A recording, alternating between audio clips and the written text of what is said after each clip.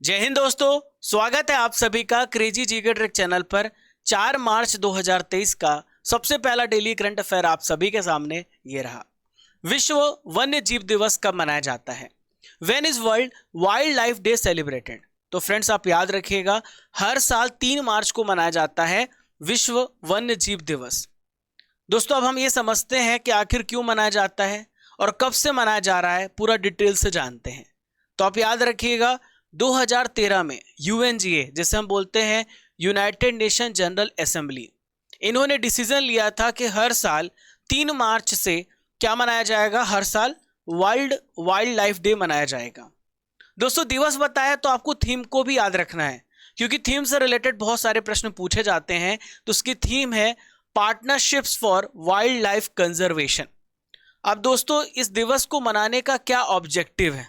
तो इसका ऑब्जेक्टिव है सभी जंगली जानवर, जो प्लांट्स है, हमारा जो ग्रह है, उसके हेल्थ के बारे में, उसके स्वास्थ्य के बारे में लोगों को जागरूक करना। दोस्तों इस दिवस को मनाने के पीछे एक और उद्देश्य भी बताया जाता है। तो ये है 3 मार्च 1973। ये डेट आप याद रखिएगा, इस दिन साइट्स की स्थापना हुई थी। तो 3 मार्च 1973 को जेनेवा के स्विट्जरलैंड में साइट्स की स्थापना हुई थी। अब यूपीएससी में साइट्स का फुल फॉर्म पूछा था, तो साइट्स का फुल फॉर्म होता है convention on international trade in endangered species of wild fauna and flora. तो एक कन्वेंशन किया गया था, जो स्पीसीज खत्म होने वाले हैं, इंडेंजर्ड हैं, उनके लिए एक यहाँ पे साइट्स की स्थापना की गई 3 मार्च 1973 को जेनेवा स्विट्जरलैंड में। दोस्तों यहाँ पे हमने बात की है एनवायरनमेंट से रिलेटेड दिवस की। तो पर्यावरण से रिलेटेड जितने भी इंपॉर्टेंट दिवस है, आइए उसे भी जान लेते हैं। राष्ट्रीय पर्यटन दिवस हर साल कब मनाया जाता है? 25 जनवरी को मनाया जाता है। 20 मार्च को मनाया जाता है विश्व गौरैया दिवस। वर्ल्ड फॉरेस्ट्री डे 21 मार्च को मनाया जाता है। वर्ल्ड वाटर डे जस्ट एक दिन बाद 22 मार्च को मनाया जाता है। और वर्ल्ड अर्थ डे 22 अप्रैल को मनाया जाता है। विश्व जैव विविधता दिवस 22 मई को मनाया जाता है। और 2 फरवरी को मनाया जाता है वर्ल्ड वेटलैंड डे। विश्व पर्यावरण दिवस 5 जून को मनाया जाता है। वर्ल्ड एलिफेंट डे 12 अगस्त को। और 12 अगस्त को एक और दिवस मनाया जाता है विश्व युवा दिवस। विश्व ओजोन संरक्षण दिवस मनाया जाता है 16 सितंबर को। तो सारे पॉइंट्स आप याद रखिएगा, निश्चित यहां से एक प्रश्न पूछा जाएगा। मेरे प्यारे साथियों, मैं हूं आप सभी का राजा गुप्ता। 4 मार्च 2023 के इंपॉर्टेंट करंट अफेयर्स को मैं आप लोगों को पढ़ा रहा हूं। 461 डेज हो गए लगातार आपको पढ़ाते हुए। 25 से 30 मिनट में 200 से 300 जानकारी प्रदान करता हूं। और सबसे विशेष बात, ये करंट अफेयर्स की क्लास हिंदी और इंग्लिश दोनों माध्यम में आपको प्रदान की जा रही है। लास्ट में ल्यूसन स्पेशल स्टैटिक जीके मिलेगा, डेली करंट अफेयर्स का टेस्ट मिलेगा। यह है करंट अफेयर्स की ब्रह्मास्त्र क्लास, भारत के सभी एग्जाम्स के लिए जरूरी। आइए प्रश्न नंबर 2 को देखते, बहुत ही इंपॉर्टेंट प्रश्न है। राष्ट्रपति द्रौपदी मुर्मू जी ने कहां पर 7वां अंतरराष्ट्रीय धर्म धम्म सम्मेलन का उद्घाटन किया है? Where has president Draupadi Murmu inaugurated the 7th international Dharma Dhamma conference? तो भोपाल में अभी इसका उद्घाटन किया गया। कहां पर? भोपाल में। धर्म धम्म कॉन्फ्रेंस याद रखिएगा, बहुत ही इंपॉर्टेंट है। तो ये 7वीं बार मनाया जा रहा है। ये भोपाल में कहां पर मनाया जा रहा है? कुशाभाऊ ठाकरे सभागार ऑडिटोरियम में, कुशाभाऊ ठाकरे ऑडिटोरियम में इसका उद्घाटन किया गया है। इसका उद्देश्य क्या है? इसका उद्देश्य है धार्मिक, राजनीतिक और विचारक जो नेता हैं, उन सबको एक प्लेटफॉर्म, एक मंच पर एक साथ लाना, ताकि हम एक साथ मिलकर के देश का और विश्व का विकास कर सकें। दोस्तों इस सम्मेलन में 15 देशों के 350 से अधिक विद्वान पार्टिसिपेट कर रहे हैं। दुनिया के कई देश जैसे मंगोलिया, श्रीलंका, नेपाल, दक्षिण कोरिया, मॉरिशस, ये सारे देश इस सम्मेलन में भाग लेने आए हैं। दोस्तों यहां पर मैं आपको बता दूं, यदि आपसे पूछा जाए कि सबसे पहला अंतर्राष्ट्रीय धर्म धम्म सम्मेलन कब हुआ था? 2012 को 22-23 सितंबर को हुआ था। एमपी में इसका आयोजन किया गया था, सांची विश्वविद्यालय में सबसे पहला हुआ था। दोस्तों हाल ही में हुए जो सम्मेलन और बैठकें हैं उसको भी रिवाइज कर लेते हैं। तो रायसीना संवाद न्यू दिल्ली में हो रहा है, जिसके आपको कमेंट बॉक्स में बताना चीफ गेस्ट कौन है, आपको कमेंट बॉक्स पर इसका उत्तर देना है, बहुत इंपॉर्टेंट प्रश्न है। विश्व पुस्तक मेले का आयोजन न्यू दिल्ली में हुआ है। युवा भारत शिखर सम्मेलन का आयोजन बड़ोदरा में हुआ है। आइए क्वेश्चन नंबर 3 को देखते हैं। वियतनाम की नेशनल असेंबली ने किसे देश का नया प्रेसिडेंट चुना है? The national assembly of Vietnam has elected the new president of which country? तो ये वियतनाम कंट्री है, मैं विच कंट्री बोल रहा हूं, तो ये है वो वॉन थुओंग। क्या नाम है इनका? वो वॉन थुओंग। ये नए प्रेसिडेंट बने हैं। ये है वो वॉन थुओंग, इमेज में आप देख पा रहे हैं, ये नए राष्ट्रपति बने हैं वियतनाम के। वियतनाम की नेशनल असेंबली के द्वारा इन्हें प्रेसिडेंट बनाया गया है। दोस्तों जनवरी महीने में क्या हुआ था? जनवरी में जो गुयेन जुआन फुक हैं वो इन्होंने इस्तीफा दे दिया था राष्ट्रपति के पद से। अब जाकर के नए राष्ट्रपति बने हैं वो वान थुओंग।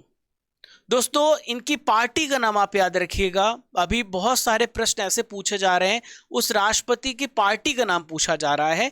तो कम्युनिस्ट पार्टी सीपीवी के पोलित ब्यूरो के सदस्य हैं। वो वान थुओंग का कार्यकाल 2026 तक चलेगा, याद रखिएगा कब तक? 2026 तक। अब आइए वियतनाम आपको दिखा देता हूं कहां पर है वियतनाम।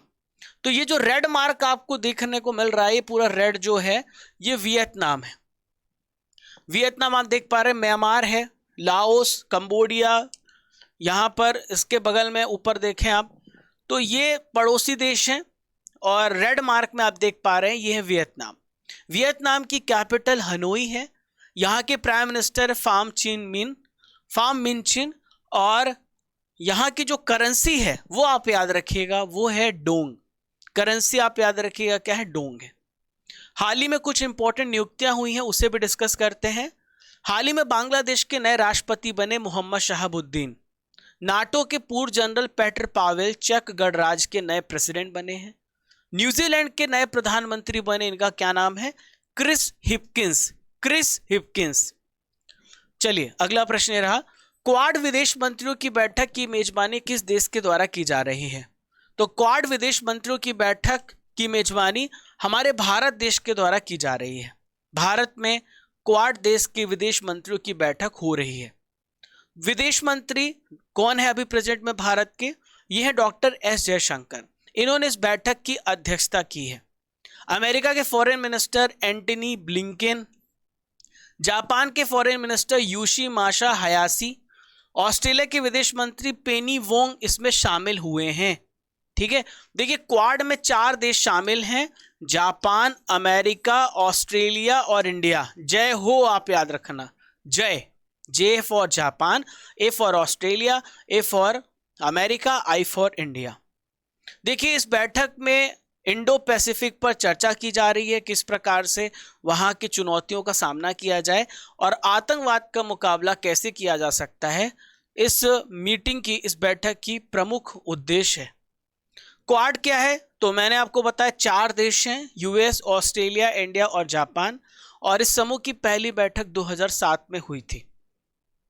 दोस्तों एक होली ऑफर अभी आप लोगों के लिए लाए हैं, जहां पर आपको all courses test series ebook पर 2 से 7 मार्च के बीच में अप टू 80% आपको ऑफ मिल रहा है। यह है Holi offer. Crazy GK trick application, root application, दोनों पर आपको ये ऑफर मिलेगा। आइए देखते हैं क्वेश्चन नंबर 5। तो फ्रेंड्स, केंद्रीय विद्युत नियामक आयोग जिसे हम बोलते हैं CERC, इसके नए अध्यक्ष कौन बने हैं, इनका क्या नाम है? केंद्रीय विद्युत नियामक आयोग के CERC के नए अध्यक्ष बने हैं Jishnu Barua. Central electricity regulatory commission के नए चेयरमैन बने हैं जिष्णु बरुआ। ठीक है, ये हैं जिष्णु बरुआ जी, जिन्हें CERC का चेयरमैन बनाया गया है। दोस्तों यहाँ पे बात आ रही है CERC की। 1998 में इसकी स्थापना हुई है। ये किस मंत्रालय के अंतर्गत आती है? विद्युत मंत्रालय के अंतर्गत आती है। इसका क्या काम होता है? तो केंद्र सरकार की स्वामित्व वाली कंपनियां जो बिजली का उत्पादन करती हैं, उनके टैरिफ को रेगुलेट करने का काम किसका होता है? CERC का होता है। To regulate the tariff of power generation of central government owned companies. Pariksha Sanjeevani ले लीजिए, अभी फिक्की के महासचिव बने शैलेश पाठक। RS रिन ये बने डायरेक्टर जनरल क्वालिटी एश्योरेंस के चेयरमैन। जीसी मुर्मू जो प्रेजेंट में भारत के सीएजी हैं, अभी इन्हें आईएलओ का बाहरी लेखा परीक्षक बनाया गया है। आज की नॉलेज की फैक्ट्री में कुछ इंपॉर्टेंट फुल फॉर्म्स को देखने वाले हैं। तो सबसे पहले रेस का फुल फॉर्म है responsible artificial intelligence for social empowerment. Lead का फुल फॉर्म है learning through e source made accessible for Delhi. Hope helping out people everywhere. Saathi का फुल फॉर्म है sophisticated analytical and technical help institute.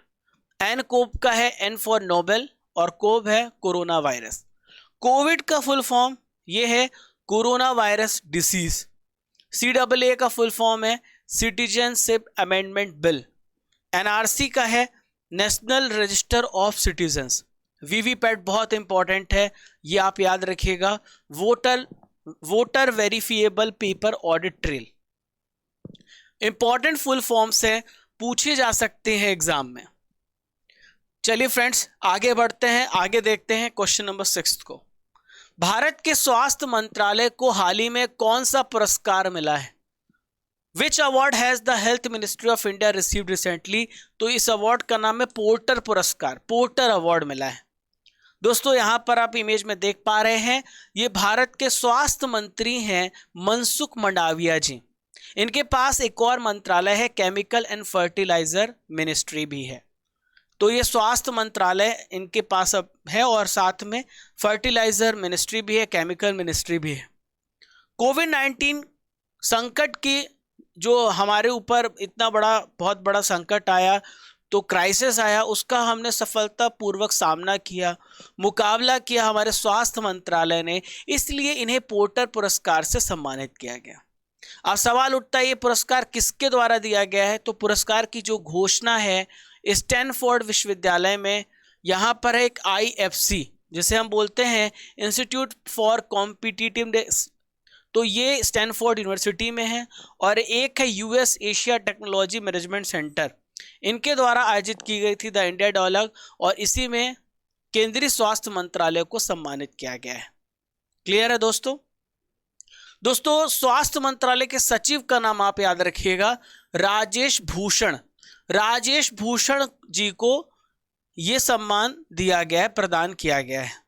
Porter पुरस्कार जो है अमेरिकी नागरिक माइकल ई पोर्टर के नाम पर रखा गया है, जो शोधकर्ता थे, जो सलाहकार थे, जो शिक्षक थे, जो अर्थशास्त्री थे। चलिए अगले प्रश्न की ओर बढ़ते हैं।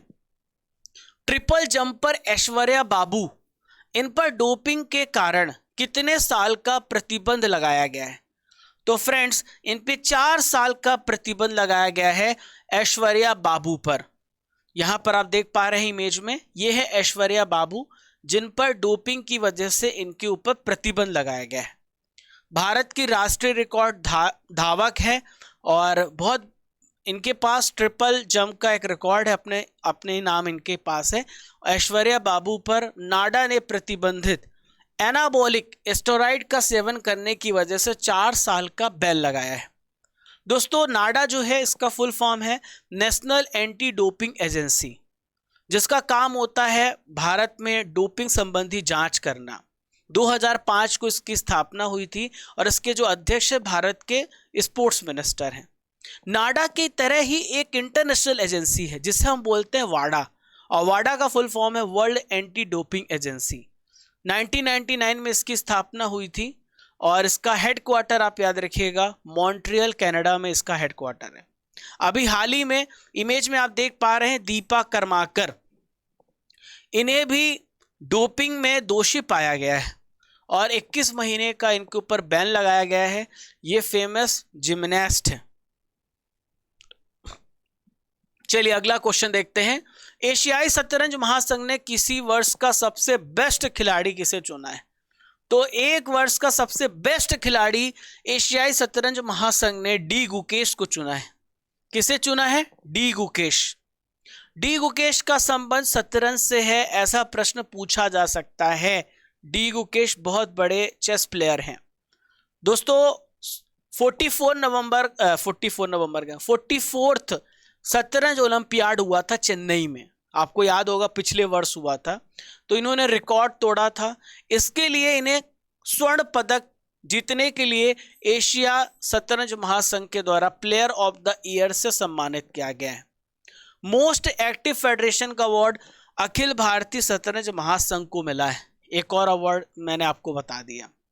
इसके अलावा तमिलनाडु के चीफ मिनिस्टर एम.के. स्टालिन को भी पुरस्कार मिला है। जो फीडे शतरंज ओलंपियाड चेन्नई में हुआ था, उन्होंने तमिलनाडु ने मेजबानी की थी, चेन्नई ने मेजबानी की थी, तो उनके बेहतर प्रयास के लिए मैन ऑफ द ईयर पुरस्कार से एम.के. स्टालिन को सम्मानित किया गया है। देखिए फीडे की बात कर लेते हैं, तो फीडे का फुल फॉर्म है इंटरनेशनल चेस फेडरेशन, और 1924 में इसकी स्थापना हुई थी पेरिस, फ्रांस में। दोस्तों अभी प्रेजेंट में इसके जो अध्यक्ष हैं वो है आर्कडी डवारकोविच, और हेडक्वार्टर है लुसाने, स्विट्जरलैंड में। इसके वाइस चेयरमैन है विश्वनाथन आनंद। तो विश्वनाथन आनंद आप सभी को पता है, ये वाइस चेयरमैन है, याद रखिएगा। 5वें जन औषधि जन चेतना अभियान की शुरुआत किसने की है? Who has started 5th Jan Aushadhi जन चेतन अभियान? तो जन चेतना अभियान को डॉक्टर मनसुख मंडाविया जी ने स्टार्ट किया है। तो आप सभी को पता, स्वास्थ्य मंत्री भी हैं और केमिकल एंड फर्टिलाइजर मिनिस्ट्री भी इन्हीं के पास है। तो प्रधानमंत्री जो यहाँ पर 5वां जन औषधि जन चेतना अभियान है, डॉक्टर मनसुख मंडाविया ने इसकी शुरुआत की है। इसका उद्देश्य क्या है? जन औषधि स्कीम के बारे में अवेयरनेस को फैलाना। जन औषधि योजना की शुरुआत 2008 में हुई थी। कब हुई थी? 2008 में। बाद में इसका नाम बदल दिया गया, 2015 में से फिर से शुरू किया गया, और बाद में इसका नाम बदल करके जन औषधि से प्रधानमंत्री और जोड़ दिया गया, और प्रधानमंत्री जन औषधि योजना PMJAY कर दिया गया 2015 में। चलिए आज का आखिरी important current affairs, BS banker of the year 2022 किस व्यक्ति को चुना गया है? तो BS banker of the year का पुरस्कार शशिधर जगदीशन ने जीता है। Shashidhar Jagdishan BS banker of the year से सम्मानित किए गए हैं। दोस्तों मैं आपको बता दूं, यदि आपसे पूछा जाए शशिधर जगदीशन कौन है, तो HDFC बैंक के प्रबंध निदेशक MD हैं और मुख्य CEO हैं, कार्यकारी अधिकारी हैं। इन्हें business standard bank of the year 2022 से चुना गया है। ये पुरस्कार उन्हें बैंक के मजबूत प्रदर्शन को बनाए रखने के लिए दिया गया है। HDFC बैंक की स्थापना 1994 में हुई है। हेडक्वार्टर मुंबई में है। अभी इसके जो चेयरमैन है वो है अतानु चक्रवर्ती। क्या नाम है? अतानु चक्रवर्ती। दोस्तों करंट अफेयर्स की RRR सीरीज आप सभी के सामने है, जहां पर हम 2022 के इंपॉर्टेंट करंट अफेयर्स का रिवीजन करेंगे। किस प्रसिद्ध संतूर वादक का हाल ही में निधन हो गया है? बहुत अच्छा प्रश्न है। तो यह है पंडित शिव कुमार शर्मा। एक सोपोरी जी भी हैं, उनका भी निधन हुआ है। कामी रीता शेरपा 26वीं बार माउंट एवरेस्ट पर चढ़कर अपना ही रिकॉर्ड इन्होंने तोड़ दिया। रीता शेरपा का संबंध किस देश से है? नेपाल से इनका संबंध है। देश के 29वें सेनाध्यक्ष के रूप में किसने पदभार को ग्रहण किया है? तो देश के 29वें सेनाध्यक्ष हैं Manoj Pande. Migration tracking system application को डेवलप करने वाला पहला राज्य कौन बन गया है? तो माइग्रेशन ट्रैकिंग सिस्टम को महाराष्ट्र जो है डेवलप करने वाला पहला राज्य बन गया है। अंतर्राष्ट्रीय मजदूर दिवस कब मनाया गया? इंटरनेशनल लेबर डे मनाया जाता है, हर साल 1 मई को मनाया जाता है। याद रखिएगा, सारे इंपॉर्टेंट प्रश्न है। दोस्तों आपने बहुत अच्छे से 4 मार्च के करंट अफेयर्स को पढ़ा है। अब आपका होने वाला है टेस्ट, ये बताएगा कि आपने कितने ध्यान से लेक्चर को सुना है और लिखा है। आइए देखते हैं सबसे पहला इंपॉर्टेंट क्वेश्चन। भारत के प्रेजेंट में minister of chemical and fertiliser कौन है? तो मैंने आपको पढ़ाया है, मनसुख मंडाविया जी हैं। डी गुकेश का संबंध किस खेल से है? तो डी गुकेश का संबंध किससे है? शतरंज से है, चेस से है। आर्कडी दवारकोविच किस अंतरराष्ट्रीय संस्था के चेयरमैन हैं, अध्यक्ष हैं? तो ये हैं फीडे के। किसके? फीडे के। वाडा का हेडक्वार्टर कहां पर है? तो वर्ल्ड एंटी डोपिंग एजेंसी का मुख्यालय कनाडा मॉन्ट्रियल में है। फिक्की के महासचिव कौन बनाए गए, इनका क्या नाम है? तो फिक्की के नए महासचिव बनाए गए हैं, इनका नाम है शैलेश पाठक। डोंग किस देश की करेंसी है? तो डोंग जो है वियतनाम देश की करेंसी है।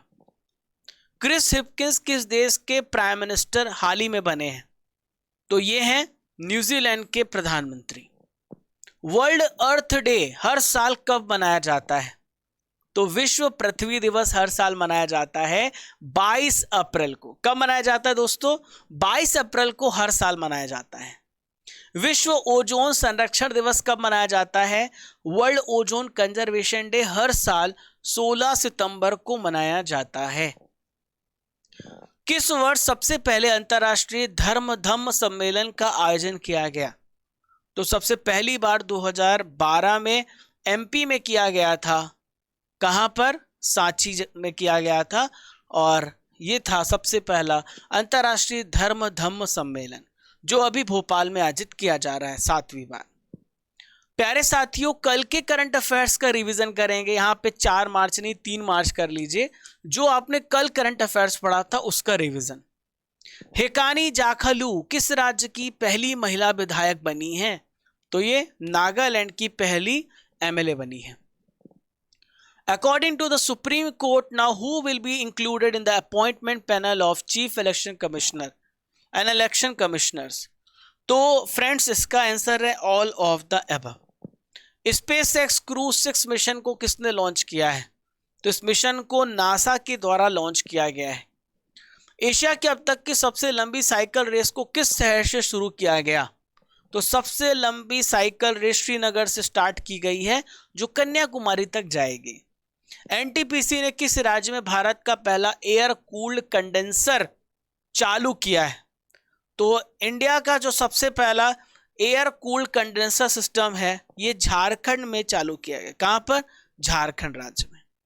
कौन सा राज्य पहला मदर मिल्क बैंक स्थापित करेगा? तो पहला मदर मिल्क बैंक की स्थापना उत्तराखंड राज्य में की जाएगी।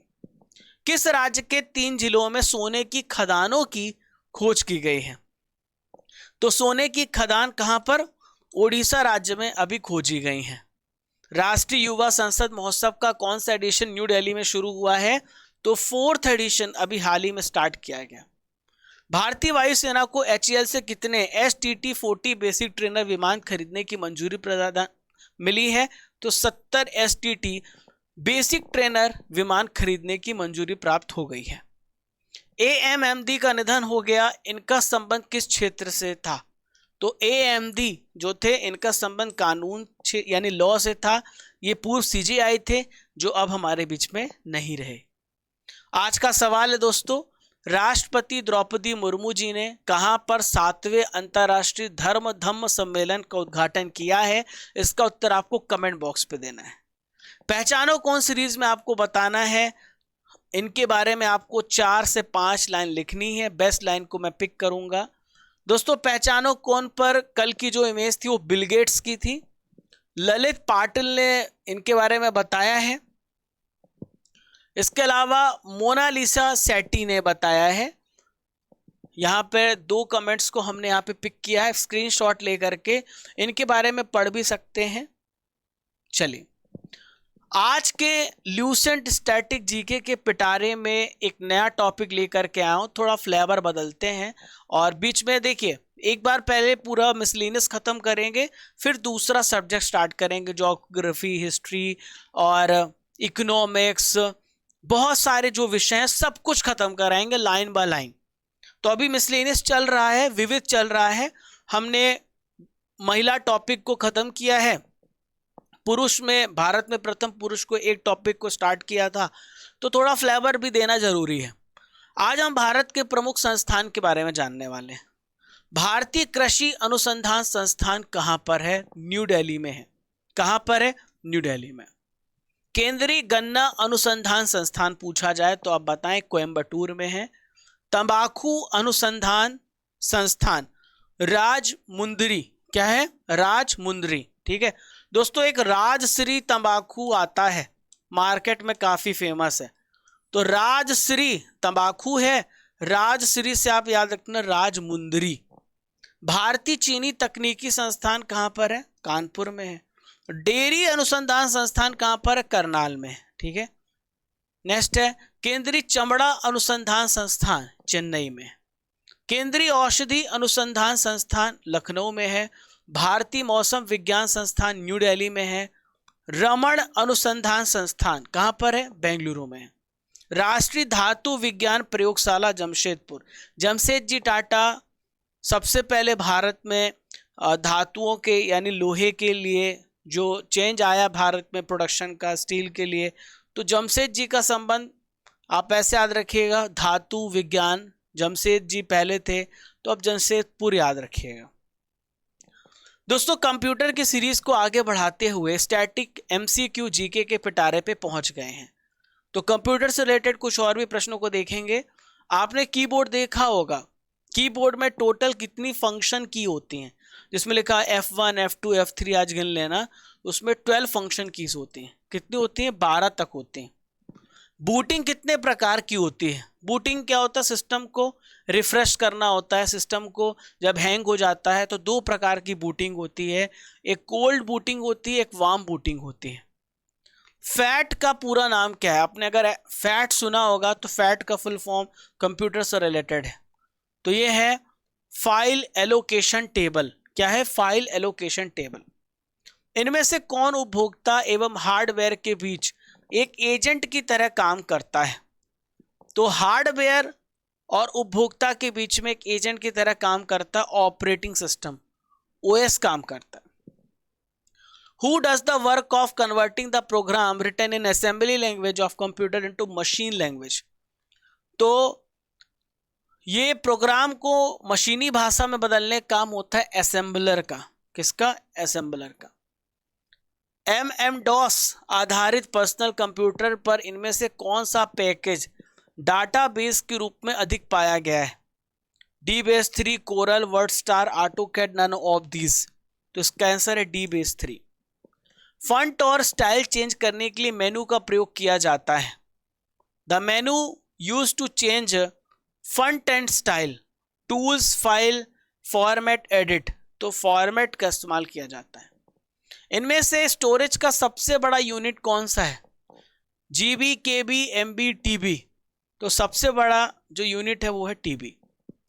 दोस्तों अभी 3 मार्च के हमारे पास रिजल्ट नहीं है, पहला ही रिजल्ट है अभी, मैं कल आपको दिखा दूंगा। आपको उसकी PDF हमारे एप्लीकेशन, हमारे टेलीग्राम चैनल, दोनों जगह पर मिलती है, आप वहां से भी ज्वाइन हो सकते हैं। एक काम की बात है दोस्तों, आप लोगों को कुछ ऐसे कमेंट्स भी आते, जब आप कमेंट्स करते हो तो रिप्लाई में ऐसा क्रेजी जीके ट्रिक का लोगो है और व्हाट्सएप ऐसा नंबर लिखा हुआ है +44। पहली बात तो इंडिया का नंबर नहीं है, इंडिया का नंबर +91 से स्टार्ट होता है। ये फॉरेनर्स हैं, ये क्या करते हैं, हमारा फोटो लगा करके, और बच्चा सोचता है कि क्रेजी जीके ट्रिक का लोगो लगा है तो उसमें मैसेज कर दें और फिर ऐसा लिखेंगे। ये सब स्पैमर्स हैं, इनको बिल्कुल रिपोर्ट करिए। आपको जब भी मिले रिपोर्ट करिए ऐसे कमेंट को, और हो सके तो इनको स्पैम मारिए। रिपोर्ट करने का ऑप्शन रहता है, इनको कभी मैसेज मत करिएगा, ठीक है। ये ऐसे सभी बच्चों को रिप्लाई करते हैं, अब इसको हटाना भी बहुत मुश्किल होता है। तो एक काम की बात मैंने आपको बता दी है, इसको ध्यान दीजिएगा। कोई भी मैसेज मत करिएगा, ये सब विदेशी नंबर है। क्रेजी जीके ट्रिक के एप्लीकेशन पर आपको प्रॉपर क्विज भी मिलता है, जो सुबह 9 बजे होता है, शाम को 5 बजे आपको PDF मिल जाती है। दोनों जगह पर हमारे एप्लीकेशन, हमारे टेलीग्राम पर आप वीडियो, PDF, क्विज सब कुछ एक जगह पर प्राप्त कर सकते हैं। टेलीग्राम चैनल को जरूर ज्वाइन कर लीजिएगा, जहां पर आपको PDF मिलती रहेगी। दोस्तों अब चलने का समय हो गया, इजाजत दीजिए। कल सुबह 6 बजे फिर मिलूंगा इसी जोश, इसी ऊर्जा के साथ।